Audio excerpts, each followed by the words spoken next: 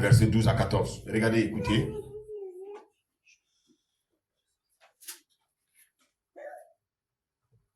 Amen.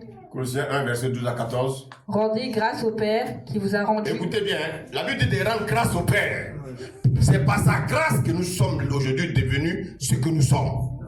Parce que nous étions dans la perdition. Dis Amen. Amen. Il dit, rendez grâce au Père. Oui, continue. Qui vous a rendu capable. Donc, oui, on dit que on était incapable. Lui, il nous a rendu capables de faire quoi? D'avoir part à l'héritage des saints dans la lumière. Ah, pourquoi? Parce que nous étions déshérités. À cause du péché. Nous étions déshérités. Donc la venue de Jésus nous permet à nouveau d'hériter. Alléluia. Continue. Des saints dans la lumière, qui nous a délivrés de la puissance des ténèbres et nous a transportés dans le royaume du Fils de son amour, oui. En qui nous avons la rédemption, oui. La rémission des péchés. Bon, bien aimé. Comment le Seigneur dit qu'il t'a délivré du royaume des ténèbres, du royaume de Satan. Lui, il t'a envoyé dans son royaume. Vous me suivez? Amen. Je te pose la question. Qui parmi nous là, quand il était dans le monde, a prié pour que Jésus vienne le chercher?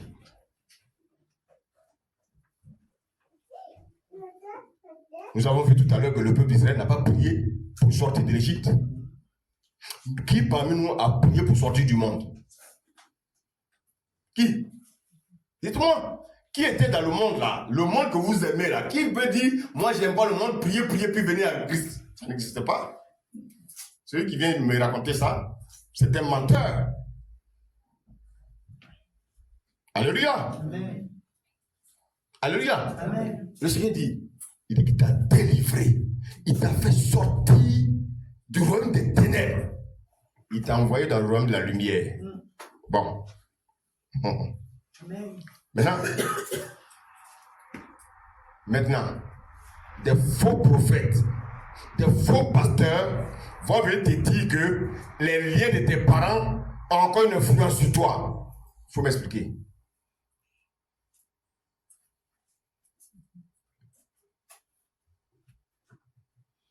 Il faut m'expliquer. Alléluia. Amen. Comment quelqu'un qui a été transporté, mais quand tu as été transporté, puis tu es dans un autre royaume. Comment, dites-moi, les influences de mes parents peuvent avoir encore accès sur moi? On va me dire non, c'est spirituel. Mais qu'est-ce qui est spirituel?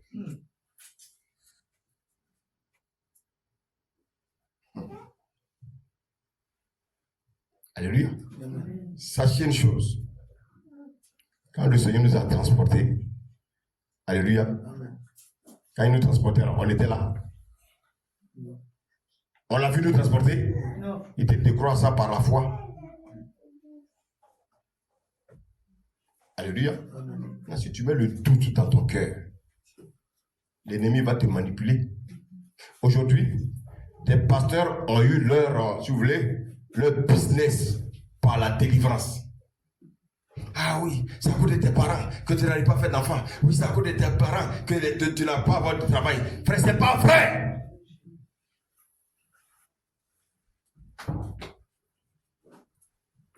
Ce n'est pas vrai. Alléluia. Ce n'est pas vrai. Tu as reçu ta délivrance. Tu l'as reçu et tu l'as reçu. Dieu t'a délivré des démons. Il t'a délivré de tout ça. Et toi, tu dis que tu ne crois pas ça. Tu vas aller chez une prophétesse qui délivre. Tu vas aller chez un pasteur qui délivre. Et voilà les personnes. Pour la délivrance, ils vont te dire, il faut payer 100 €. Il faut payer 150 €. Il faut payer 300 € pour une délivrance. Oui, j'ai vu un songe. Ils ont toujours des songes qu'ils voient. Vous savez, quand les hommes ont des problèmes, c'est facile de les manipuler. Hein?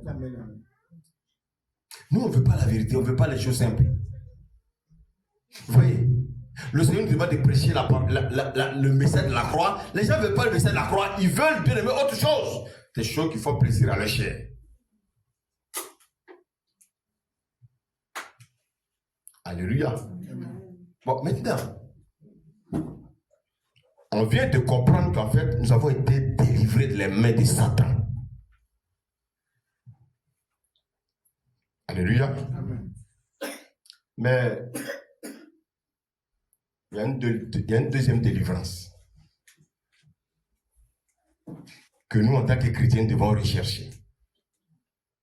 Alléluia. Amen. Regardez, disons 1 Pierre 5, 18.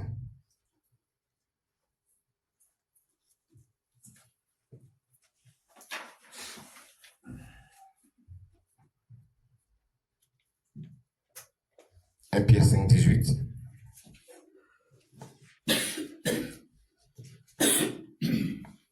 Amen. Amen.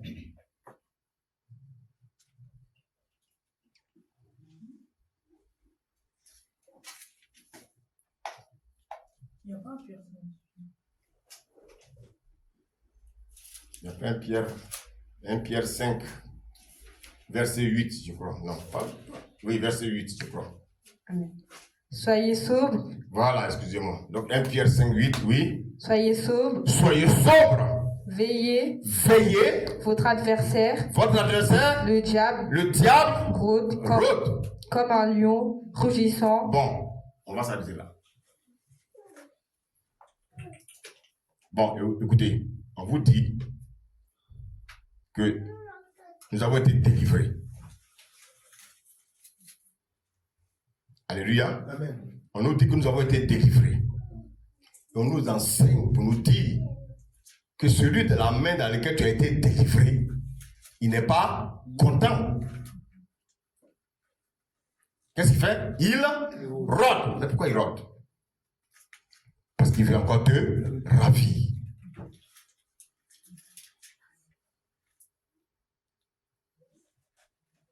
Attendez, est-ce que vous me suivez? Amen.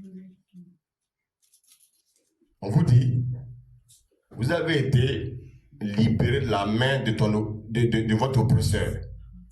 Et on vient vous annoncer que votre oppresseur là, il rôde autour de votre maison. C'est pourquoi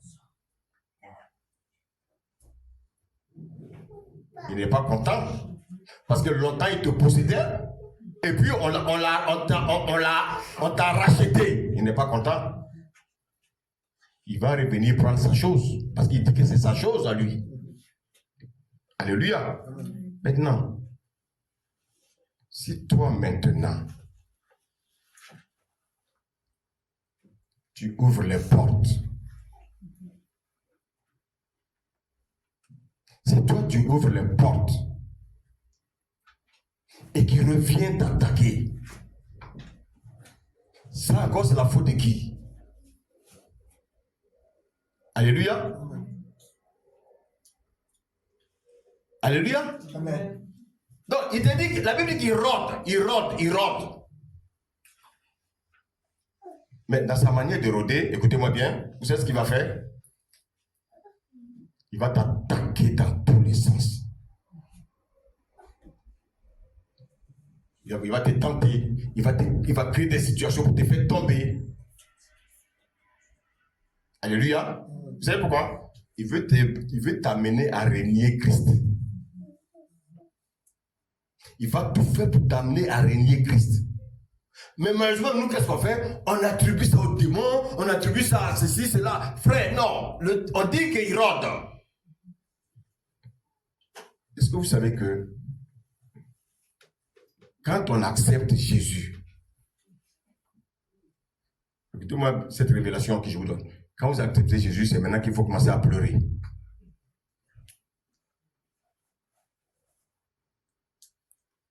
Parce que Satan, il va redoubler d'efforts pour pouvoir te ravir encore à nouveau. Quand vous entendez des évangiles dire oui, tu as donné ta vie à Jésus, donc vraiment il n'y a plus de problème, il n'y a plus de maladie, frère. Il faut fuir cet évangile-là. C'est un évangile qui vient de l'enfer.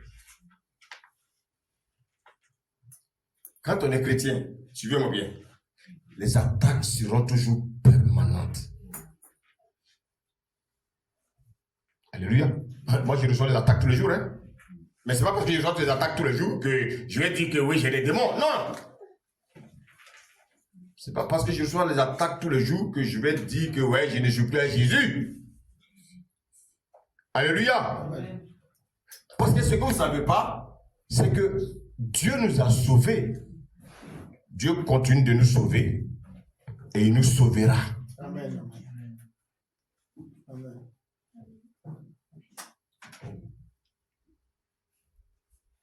Et dans cette continuité, maman Patricia, tous les jours, le diable va t'attaquer.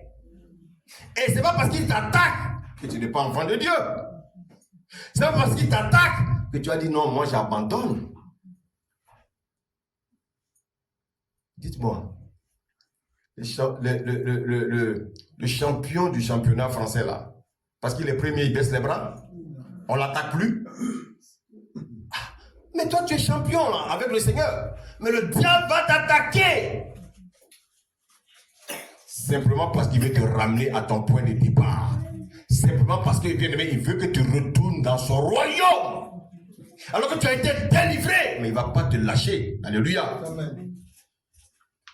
Vous savez, souvent, on a l'impression que la vie chrétienne, c'est du blabla. Allons dans Acte 2, s'il vous plaît.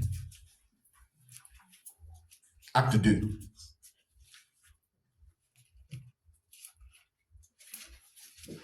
Alléluia. Lisons à partir du verset 12. Suivons, s'il vous plaît.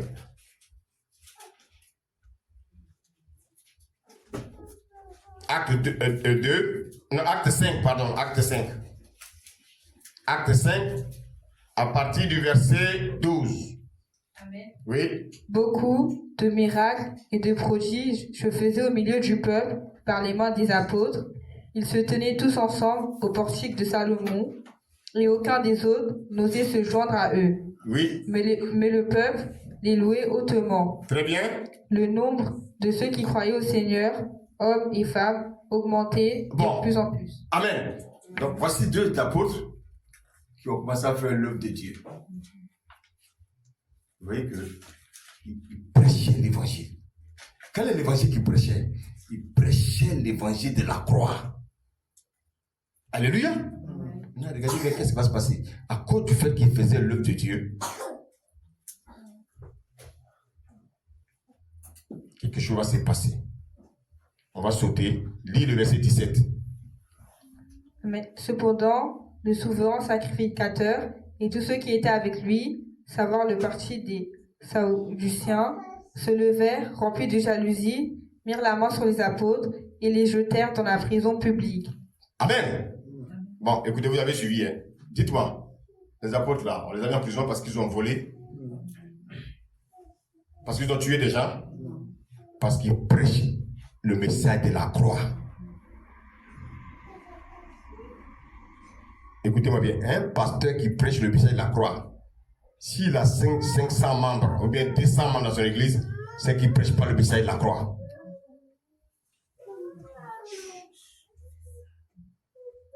Vous voulez que je reprenne? Quand on prêche le message de la croix, alléluia, il y a des attaques. Quand tu prêches le message de la croix, on va te calomnier, on va trouver des choses sur toi. Alléluia. Donc vous voyez que voici deux apôtres, Pierre et Jean. Ils ont commencé à évangéliser, ils ont commencé à gagner des âmes. Ils ont trouvé, bien aimé, des arguments pour pouvoir les accuser et les mettre en prison. Donc, bien aimé, un chrétien doit passer par les tribulations. Un chrétien va passer par la persécution. Vous ne voulez pas être persécuté. Voici pourquoi vous fuyez Dieu. Vous allez dans l'église, bonbon. On vous prêche bonbon, bonbon. Tout est bon, tout est bon. Tu as assis dans une église où on te dit tout est bon. Sache que tu vas à la perdition.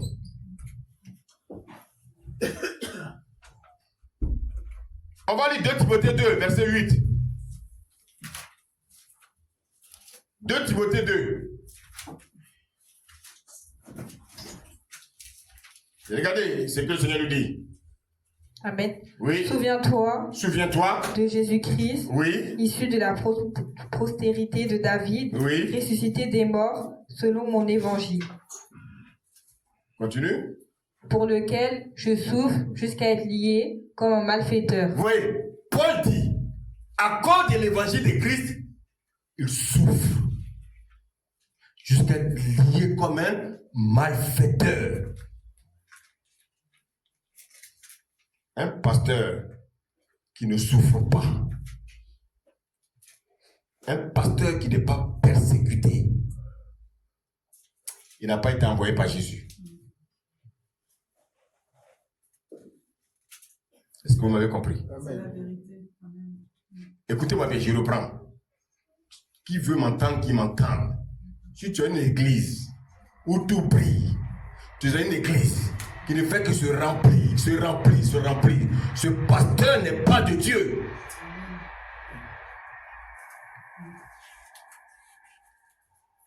Une église.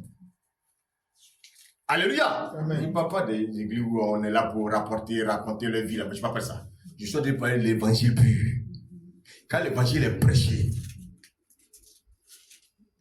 parce que la chair ne peut pas accepter certaines choses de l'évangile. Amen. La chair ne peut pas accepter le message de la croix. Amen. Donc les gens vont te combattre. Ils vont trouver des défauts sur toi. Ils vont dire oui, on a vu ceci. Ou soit dans cette église, on a vu tel frère, on a vu telle soeur, c'est ceci, c'est là. Frère, tu seras combattu. Pourquoi? Parce que quelle est la cible? C'est d'atteindre l'homme de Dieu. Regardez, ce sont des hommes de Dieu qui sont atteints ici. Hein? Ici, c'est Paul là. Paul dit qu'il était même traité comme un malfaiteur. Et vous, les pasteurs, vous êtes traités comme des bienfaiteurs. Tu n'es pas pasteur. Alléluia. Alors dans 2 Corinthiens 2 Corinthiens 11, pardon.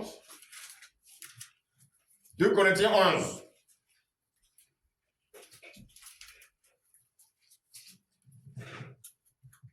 Alléluia. Lisons le verset 18.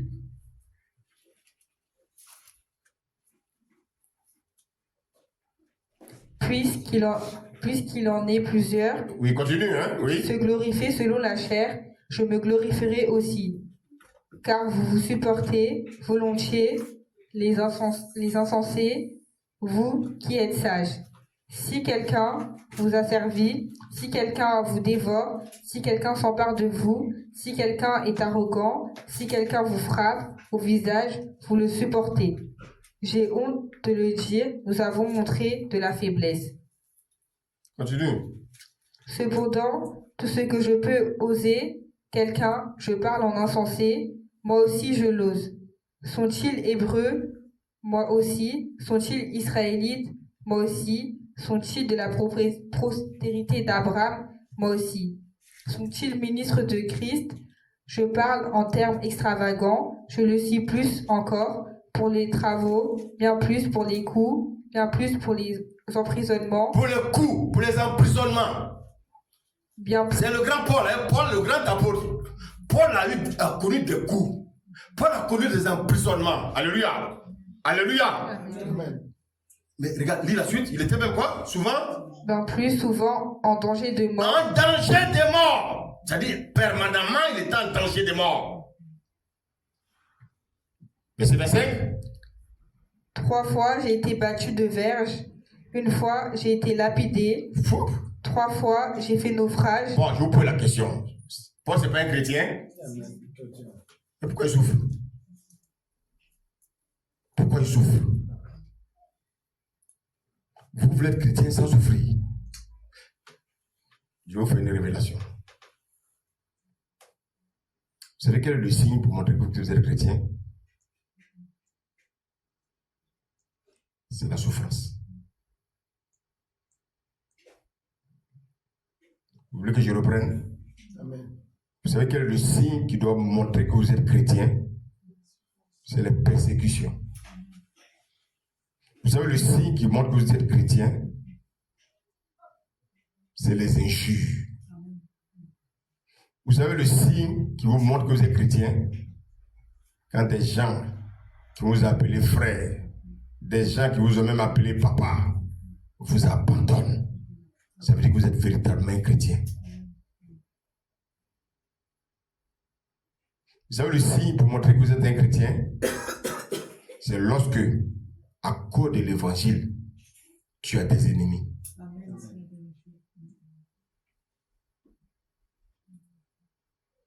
Vous savez le signe pour montrer que vous êtes chrétien, c'est lorsque, à cause de Jésus-Christ, ton père et ta mère vont te rejeter.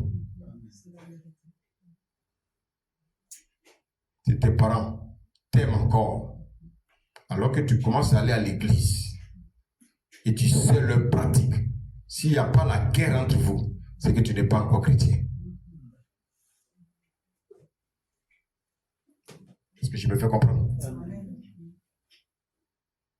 Frères et sœurs, c'est ça l'évangile. Hein? La vie chrétienne, c'est la souffrance. Si parce que tu as des attaques, tu ne veux plus revenir à l'église, tu ne veux plus suivre Jésus, c'est que tu n'as rien compris. Et regardez Paul. Paul était un grand apôtre. Hein? Mais regardez sa vie. Regardez sa souffrance. Regardez combien de fois il avait des ennemis. Nous, on veut avoir des amis. Quand toi, tu veux prêcher un tel évangile et puis avoir des amis. C'est pour ça que quand les gens viennent me dire, ah, pour ton message, ah, pour je n'écoute plus parce que c'est pas ça le plus important. Il faut que ce message que tu écoutes change ta vie. Amen. Moi, je ne suis qu'un serviteur inutile. Je me fais comprendre ce matin. Amen. Paul a souffert. Regardez, lis le verset 25. Regardez ce qu'il dit. 3 fois, j'ai été battu de verge. 1 fois, j'ai été lapidé. 3 fois, j'ai fait naufrage. J'ai passé un jour et une nuit dans la Bible. Regardez. Serviteur. Paul n'était pas un homme de Dieu alors. Si. Pourquoi il souffrait comme ça? Parce que c'est ça le chrétien.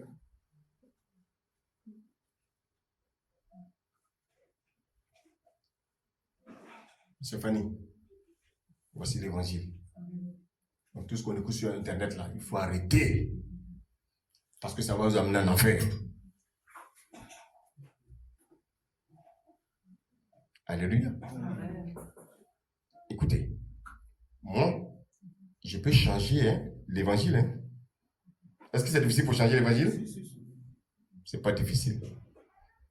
Mais c'est parce que je crains Dieu. Et parce que moi-même, je vais être sauvé. Vous savez les attaques que moi j'ai, depuis que je sais le Seigneur, vous savez combien de fois je suis persécuté, combattu. Vous savez combien de personnes me fuient.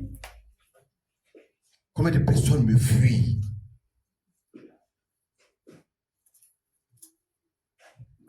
Mais gloire s'est rendue au Seigneur. Parce que quand Dieu m'appelait, il m'a dit, tu vas souffrir comme Paul.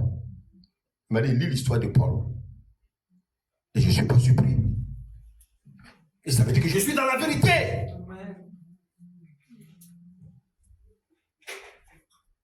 On veut prêcher l'évangile pour faire plaisir aux gens. Tu vas défier. Alléluia. Regardez encore le même Paul. Non, tourne la page à côté. 2 Corinthiens 12. À partir du verset 6. Amen. Oui.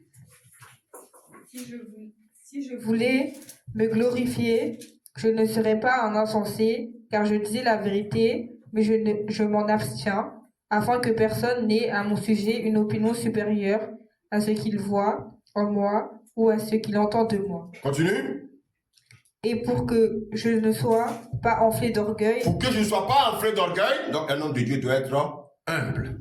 Continue. À cause de mon excellence. À cause de son excellence, oui. De ses révélations. Oui. Il m'a été mis une écharpe dans la chair. Oui. Un ange de Satan pour me souffleter et m'empêcher de m'enorgueillir. Bon, écoutez-moi. Suivez-moi. Paul était un apôtre.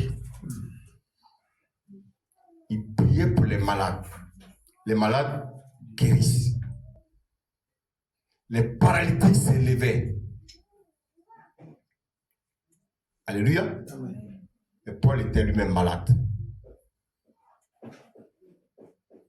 Paul était malade. Alors, mais je vous pose la question. Toi, tu pries pour les gens, ils guérissent. Toi-même, tu es malade, tu ne peux pas te guérir. Là où Dieu met la confusion dans notre vie.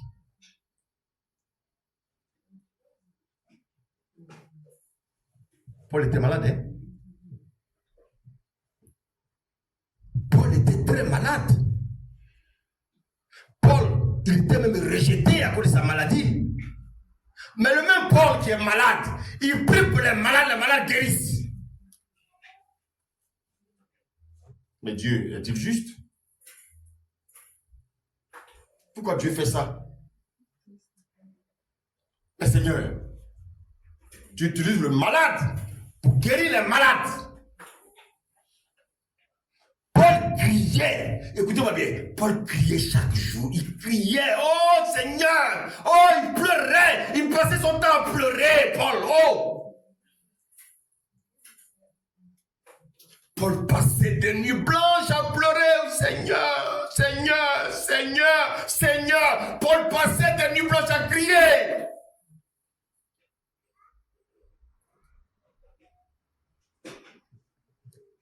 Parce qu'il souffrait. Écoutez-moi s'il vous plaît ce matin.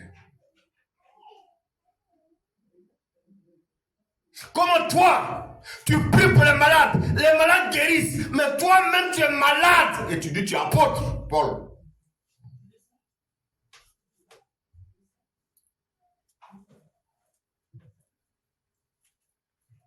Alléluia.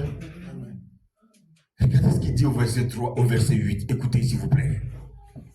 3 fois, j'ai prié le Seigneur de l'éloigner de moi. Oui, Paul lui-même, il prie le Seigneur pour guérir. Il prie le Seigneur pour s'éloigner de la souffrance. Il prie le Seigneur pour s'éloigner de la persécution. Regardez la réponse que Dieu lui donne. Il regarde la réponse qu'il donne à son serviteur. Il dit qu'il aime son serviteur. Mais regarde la réponse qu'il donne à son serviteur. Écoutez-moi ce matin.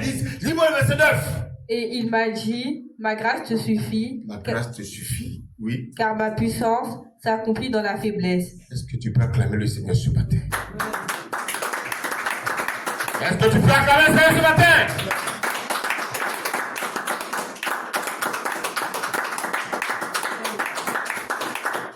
On a posé la question. Voilà le grand Paul.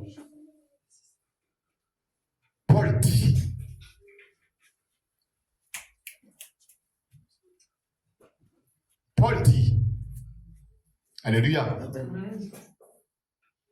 il était dans la souffrance. Paul dit, lui va prêcher l'évangile. Il guérit les malades. Mais lui à son tour, quand il demande à Dieu, Seigneur, donne-moi tel, donne-moi tel, le Seigneur dit, ma grâce te suffit.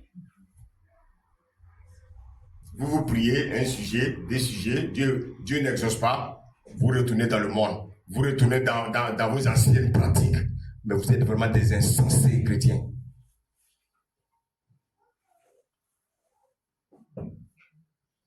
Alléluia. Amen. Écoutez, Paul a souffert dans tous les domaines. Hein? Prenons Philippiens 4.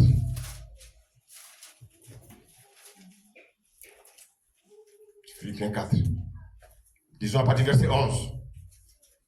Dis à partir du verset 10. C'est plus truc. C'est plus clair. Écoutons la parole de Dieu.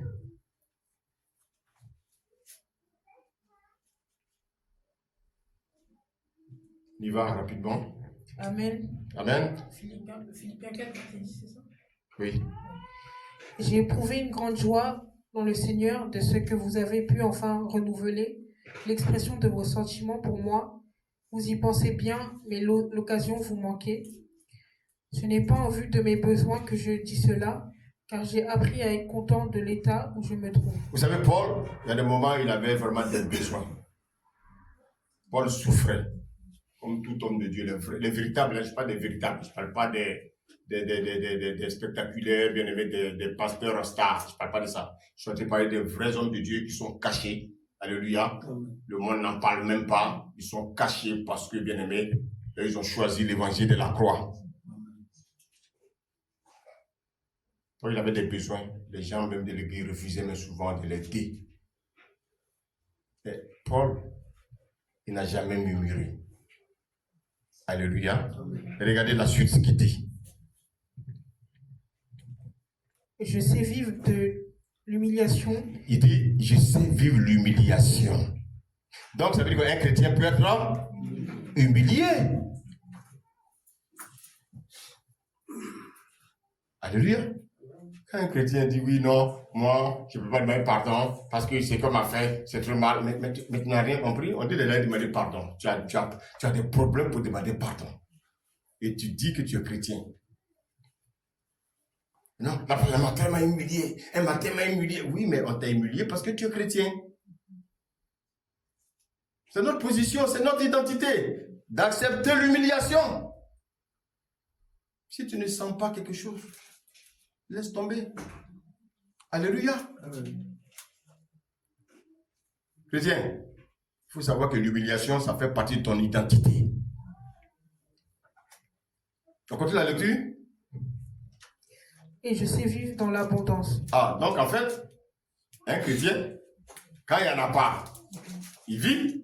C'est pas après de courir de gauche à droite pour aller faire la convoitise pour chercher toutes les choses de la terre. Oui, tel acheté une voiture, moi aussi il faut que j'ai la même voiture, tel acheté une télévision, il faut que j'ai la même télévision. Ah, tu as vu la maison de tel, il faut que moi aussi ma maison devienne comme ça. Mais ça, c'est pas un chrétien, ça. Un chrétien doit se contenter de ce qu'il a. Si Dieu t'a béni, gloire à Dieu. S'il ne t'a pas béni, gloire à Dieu. Donc ça veut dire quoi? Un chrétien peut être pauvre. Donc la pauvreté, pas parce que le chrétien est pauvre qu'il est maudit. Non. Paul dit, il y a des moments il était pauvre aussi. Il était dans la disette, ça veut dire qu'il est maudit. Non, mais les gens transforment l'évangile. Les gens pensent que venir à l'église, c'est venir obtenir des choses. Pour aller montrer dans le monde que oui, c'est Dieu qui m'a donné. Mais Dieu n'a pas besoin de ça.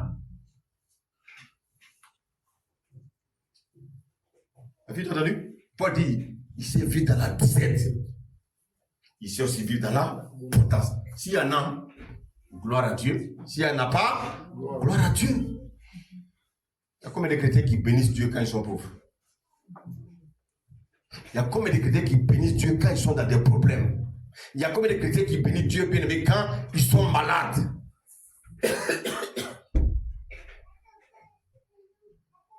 Je voulais dire ce matin.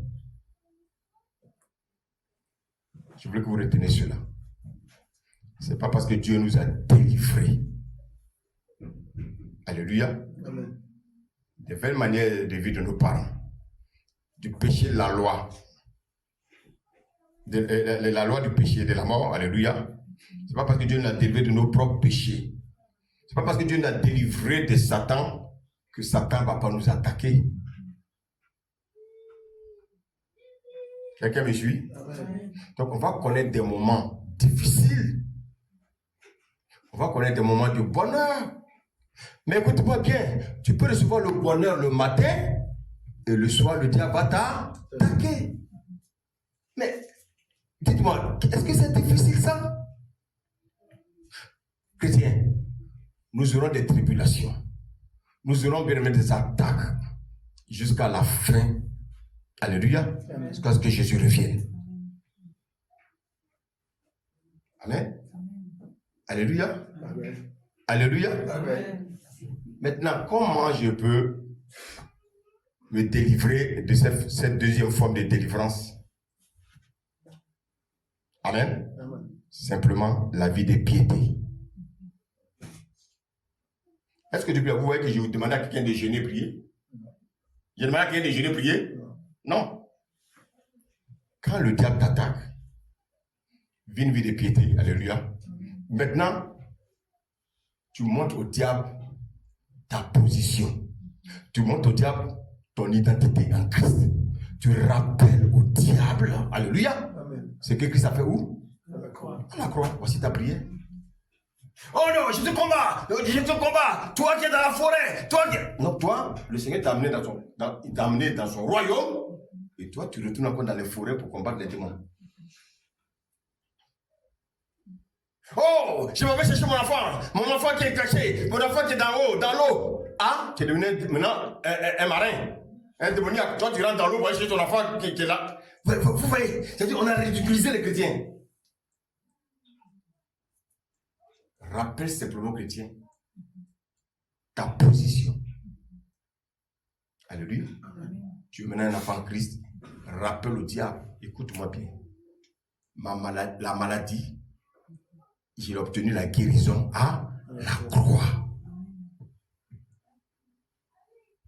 Et puis tu vis une vie de piété. Pas besoin d'aller mortifier la chair des gens des jours. Les gens mortifient la chair quand ils reviennent. C'est-à-dire leur caractère est pire. Quelqu'un qui ne mange pas, il va devenir nerveux. Alléluia. Alléluia. Je vais parler de 3 délivrances aujourd'hui. Prochainement, je vais parler du reste. Je vais peut-être revenir un peu, mais je vais parler du reste. Alléluia. La troisième forme de délivrance, c'est quoi? Alléluia. Il y a des personnes qui se disent chrétiennes, mais qui pratiquent le péché. Quelqu'un te dit qu'il est chrétien. Il est chrétien, non? Mais tu sais qu'il pratique le péché. Alléluia. Alléluia. Il vit dans des mariages illicites. Il vit une vie d'impudicité. Alléluia. Il dit qu'il est chrétien. Et il couche à gauche, il couche à droite. Quelqu'un me suit? Il est dans le mensonge, les accusations. On accuse tes frères. On est dans les calomnies. Bien aimé, cet homme-là, c'est un homme animal. Paul en a parlé dans Corinthiens. Si Paul a parlé de ça dans Corinthiens, c'est des gens qui étaient des chrétiens qui étaient dans l'église de Corinthe, mais qui vivaient une vie de désordre. Passe son temps à critiquer les gens, mentir sur les gens, inventer des choses. Parce que lui, il est animé par le prince de l'air. Il vient à l'église, il écoute les messages, il pleure. Quand il sort, ça va coucher les femmes. Elle vient à l'église, elle pleure. Quand elle finit, allez, ça va coucher les hommes. Mais le dimanche prochain, c'est elle qui est à l'église. Oui. Ces personnes-là, à un moment donné, ont une possession démoniaque. Parce qu'ils ont ouvert largement les portes. Et le diable est venu s'installer. Alléluia. Maintenant, bien aimé, ils ne peuvent plus rien faire. Ils se disent chrétiens. Ils sont là, hein, tu les vois à l'église, ils sont là. Mais le diable les a envahis. Alléluia. Amen. Le diable les a envahis. Ces personnes-là, elles ont besoin qu'on prie pour elles pour chasser simplement le démon. Alléluia. Amen. Je ne sais pas si je me suis fait comprendre. Amen. Donc, il faut que vous reteniez une chose. Il n'y a pas de ministère de délivrance. Ça n'existe pas. Si quelqu'un veut te dire que tel est un ministère de délivrance, c'est un sorcier. Oh, vous me suivez? Amen. Il y a 5 ministères. Apôtre, prophète, pasteur, docteur, évangéliste. Si quelqu'un vient de Dieu m'a appelé à un ministère de délivrance, c'est un escroc. Est-ce que vous m'entendez? C'est un escroc. Donc retenez bien. Les gens qui viennent à l'église, mais ils pratiquent, je dis, mais ils pratiquent le péché. C'est ces hommes-là. Bien aimés. Ils sont sous la possession démoniaque. Ils ont besoin qu'on prie pour eux pour chasser simplement les démons. Est-ce que vous me suivez ce matin? Amen. Est-ce que Dieu nous a parlé ce matin? Amen. Je terminerai ce message dans 2 semaines. Je n'ai pas fini, hein, je n'ai que commencé. Je vais revenir là-dessus. Parce que, bien aimé, c'est ça l'évangile. On ne peut pas continuer à venir à l'église et puis vivre dans le péché comme on veut. On se moque de qui?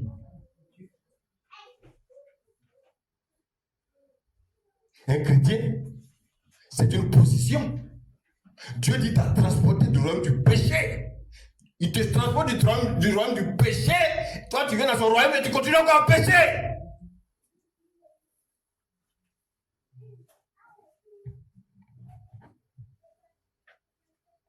Alléluia. Amen. Je suis en Angleterre. Le gouvernement français me dit, quand on vient en France, on ne parle que le français. Ça, c'est mon choix. Hein? Donc, si je suis venu, je dois faire quoi? Je dois obéir à la loi française. Donc, j'oublie mon anglais.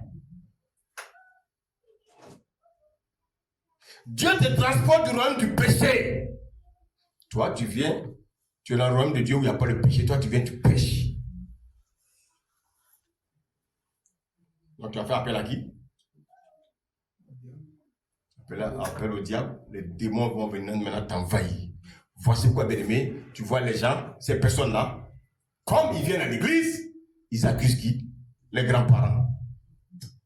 C'est ma tante. Les gens n'accusent jamais leur maman. Hein? C'est les grands-tantes. La maman. Pourquoi? Ta maman et ta tante, tu ne sais même pas qui elles sont. Alléluia. Amen. Mais n'ont aucun pouvoir sur toi. Alléluia. Mais c'est toi qui as ouvert la porte maintenant. Ils vont maintenant te posséder. Toujours tu es dans la colère. Colère, colère. Tu parles mal aux gens. Et tu penses, tu es orgueilleux. Les démons viennent s'installer. Est-ce que Dieu nous a parlé ce matin? Amen. Soyons des hommes sobres.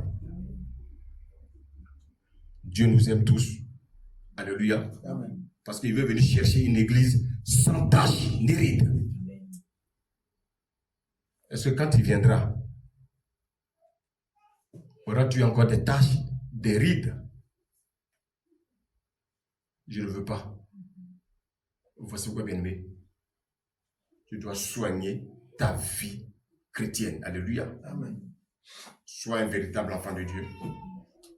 En vivant une vie de piété. Que le Seigneur vous garde. Amen. Amen.